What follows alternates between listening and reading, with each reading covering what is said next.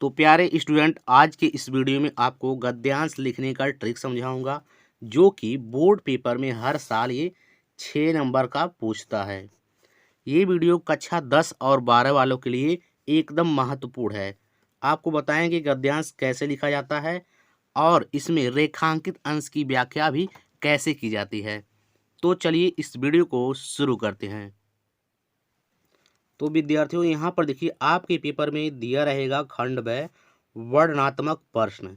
ठीक है, और प्रश्न नंबर 21 इस तरह दिया रहेगा, निम्नांकित गद्यांशों में से किसी एक पर आधारित दिए गए प्रश्नों के उत्तर दीजिए। इस तरह आपको देना रहेगा। ठीक है, देखिए आपके बोर्ड पेपर में 2 गद्यांश दिया रहेगा जिसमें से आपको सिर्फ एक गद्यांश के प्रश्न दिए रहेंगे, उसका उत्तर देना होगा। देखिए यहाँ पर क्या है। ठीक है, कुसंग का ज्वर सबसे भयानक होता है। यह केवल नीति और सद्वृत्ति का ही नाश नहीं करता बल्कि बुद्धि का भी क्षय करता है। किसी युवा पुरुष की संगत यदि बुरी हो तो वह उसके पैरों में बंधी चक्की के समान होगी जो उसे दिन दिन अवनीत के गड्ढे में गिराती जाएगी, और यदि अच्छी होगी तो वह सहारा देने वाली सुदृढ़ बाहु के समान होगी जो उसे निरंतर उन्नति की ओर उठाती जाएगी। ये क्या है? आपका गद्यांश है। कुसंग का ज्वर से लेकर उठाती जाएगी उन्नति की ओर। ठीक है, अब देखिए यहाँ पर 3 क्वेश्चन दिया रहेगा।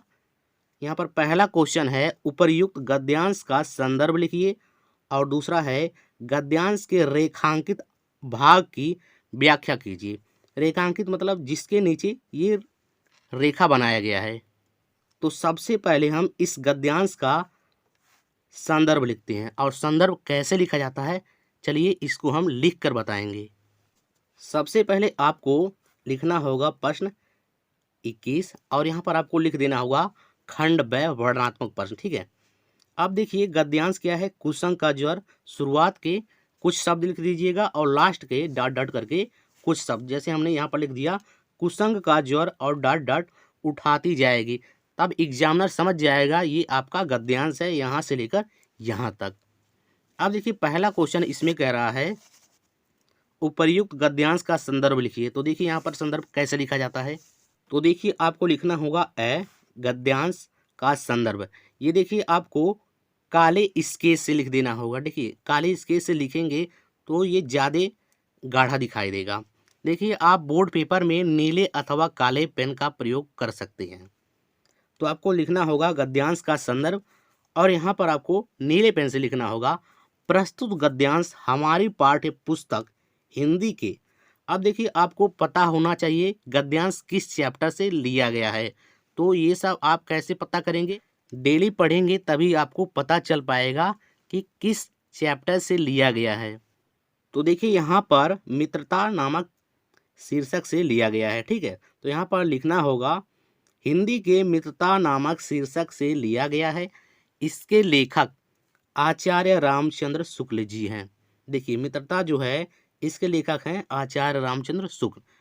इस तरह आपको लिखना होगा प्रस्तुत गद्यांश हमारी पाठ्य पुस्तक हिंदी के मित्रता नामक शीर्षक से लिया गया है।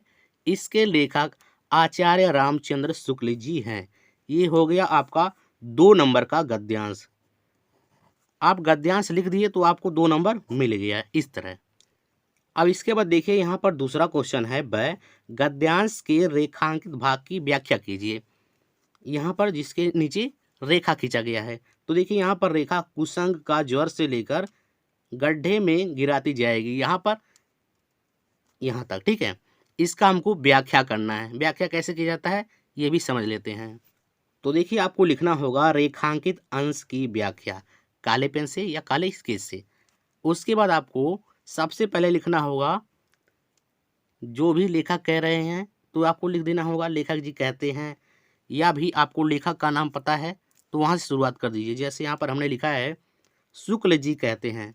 शुक्ल जी मतलब आचार्य रामचंद्र शुक्ल जी कहते हैं कि बुरी संगति बुखार के समान हानिकारक होती है।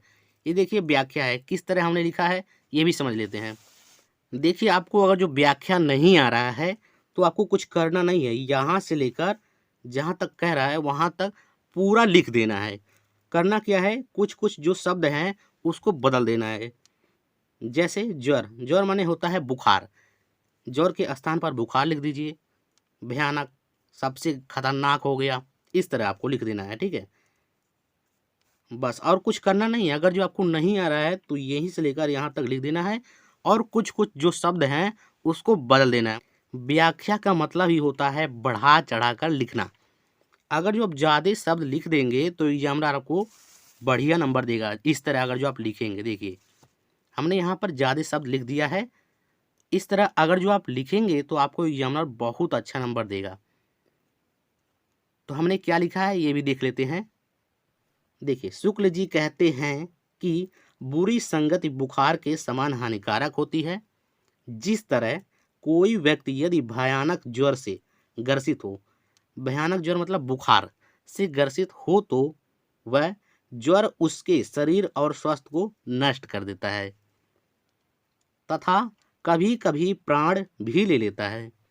उसी प्रकार बुरी संगति हमारे नैतिकता, सदाचार, मन तथा बुद्धि को नष्ट कर देती है। मानव जीवन में युवावस्था सर्वाधिक महत्वपूर्ण होती है।